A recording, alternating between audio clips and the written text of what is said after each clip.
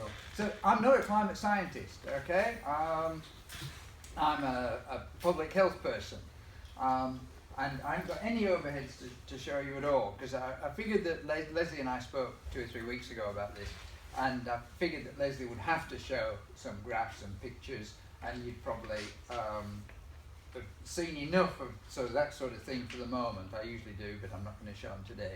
In fact, all I want to do is that when you leave here at 12 o'clock today, I want you to be thinking, when you hear the word climate change, you don't think polar bear, or you don't think Amazon forest, or you don't think Murray-Darling or whatever. They're all important, but when you hear the words climate change, I want you to think health.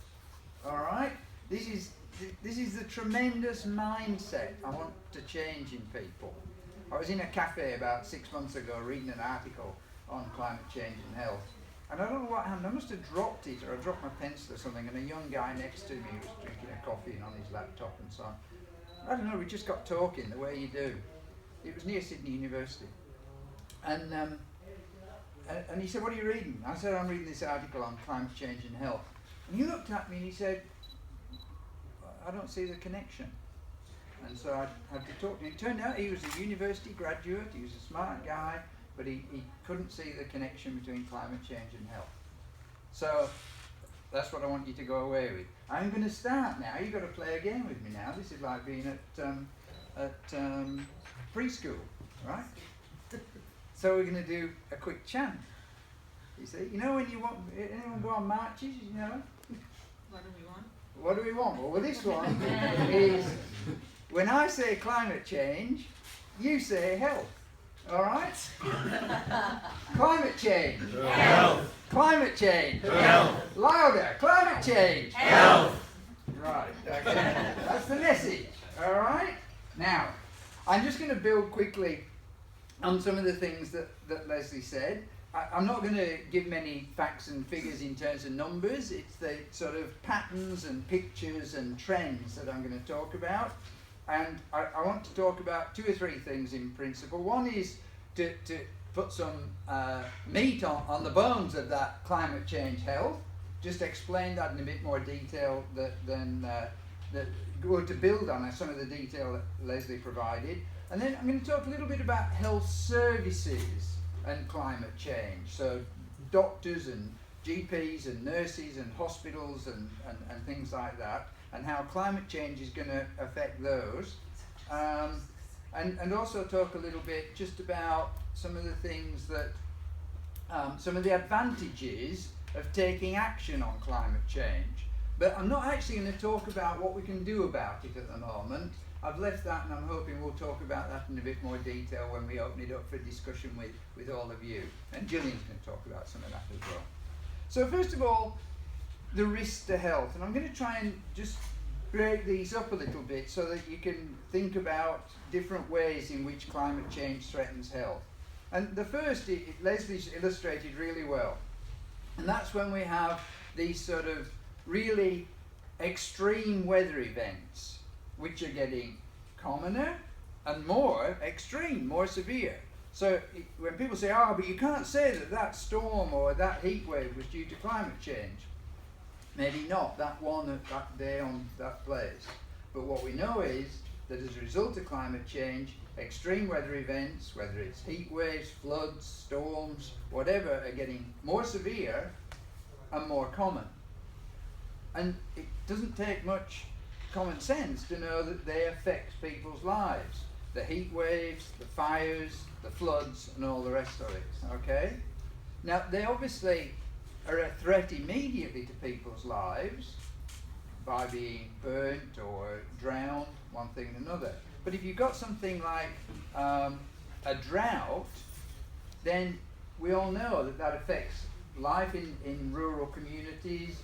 People get depressed, farmers get depressed. We've heard about suicide in farmers. And sure, suicides may not be very many, although each one is obviously a tragedy on its own, but we know that generally speaking, mental health deteriorates in places affected by drought. Now, it's not only the effect of the actual heat or the flooding. When there's a serious climate event, that can also very much disrupt the sort of normal water and sanitation supplies in a place. So then people get exposed to dirty water, get exposed to infectious diseases. Perhaps we haven't seen it in Australia yet, but elsewhere you get outbreaks of cholera and one thing and another. But also food. You can't store food perhaps in fridges and one thing and another, so food just starts to go off and people get food poisoning. So it's not just the sort of the actual impact of the climate event, but also the effect that it has then on people's lives and how they can feed themselves and get fluid and so on. So that's very much the effects of those climate events, and not just in Australia, although here is badly affected, particularly by heat, but also around the world.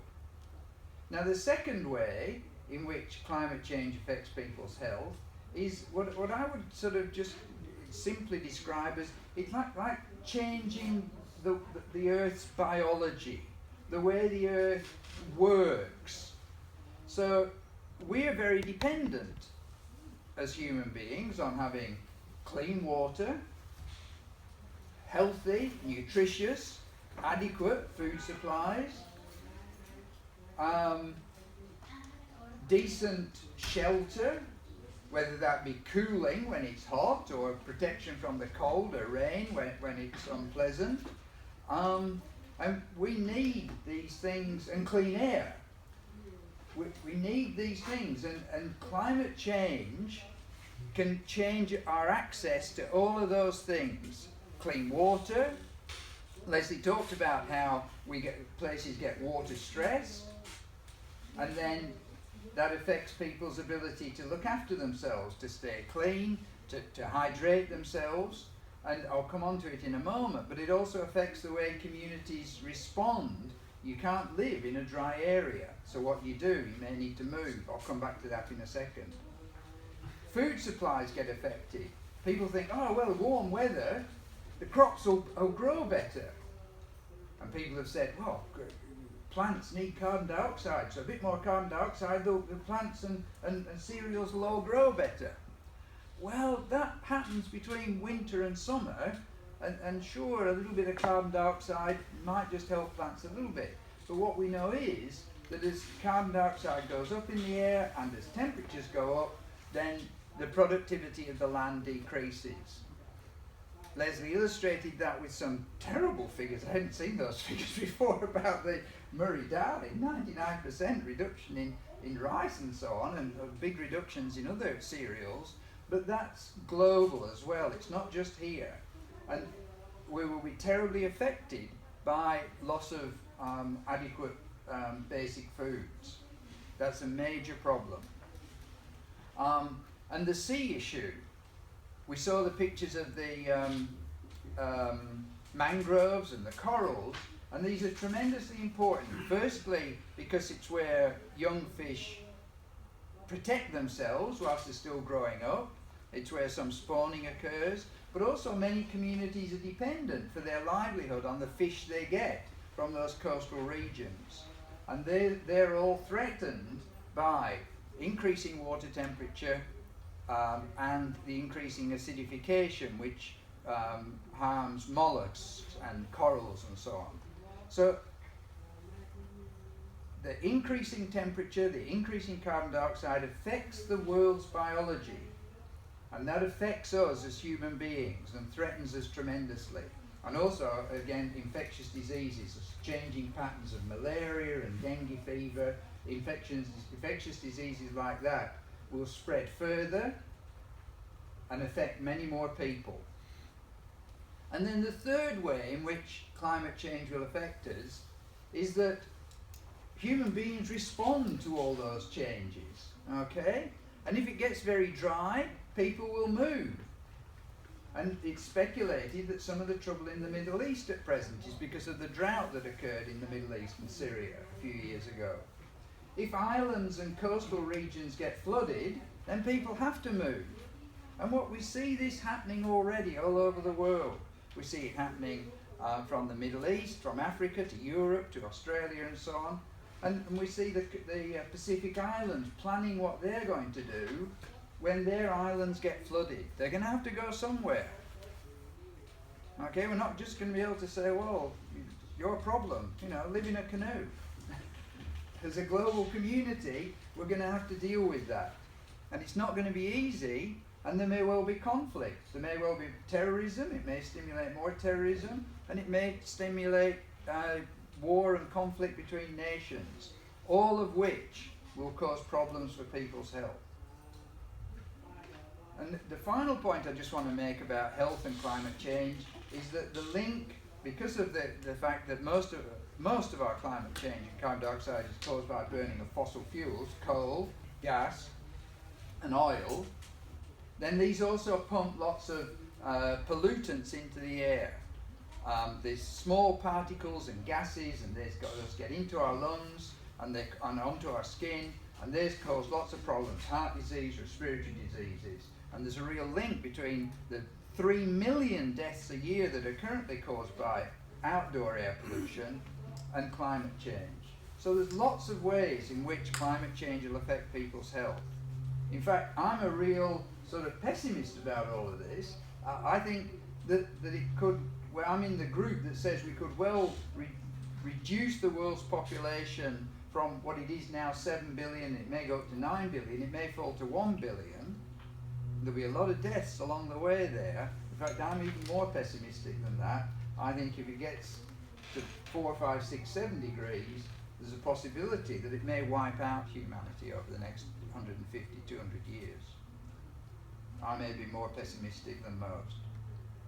Now, just to say a couple of things about health services, we saw in Queensland, we saw in New Orleans, we saw in New York, when there were massive climate events, that the health services couldn't cope. Hospitals got flooded, electricity supplies were broken, staff couldn't get to the hospitals and one thing and another.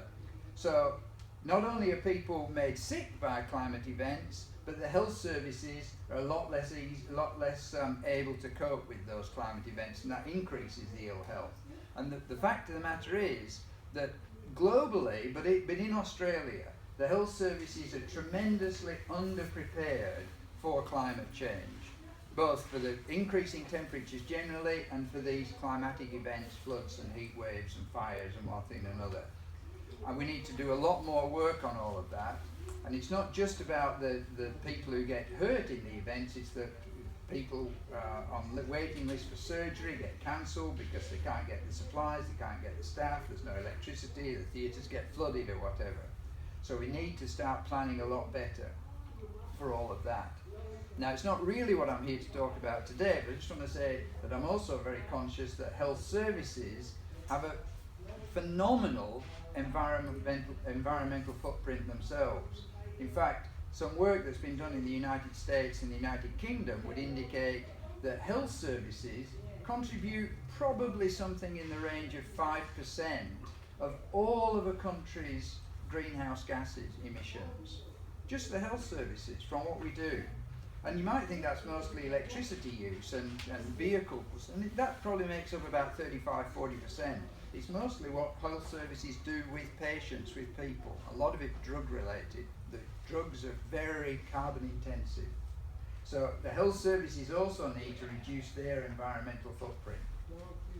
Now, the good news in terms of taking any action on this is that things we can do to reduce carbon emissions are also quite good for our health often. If we walk more and reduce our use of cars, then that's good for our health, good for our hearts, good for our lungs, good for our muscles. Reduces the pollution in the air, reduces carbon dioxide. If we grow food more locally, reduces food miles, reduces the power, the petrol and so on that's used to bring food to us. It's more nutritious when we eat it. It creates employment locally. You have local food markets. Kids grow up knowing that food comes from the ground, not out of a can in a supermarket. There are lots of advantages to be had from taking action that will reduce carbon dioxide in the air, reduce global warming, but also increase people's health. more green space, more parks, more national parks, more pocket parks, help people to take physical activity. Trees reduce, to some extent, carbon dioxide in the air. People like being in touch with nature. So there's lots of things we can do.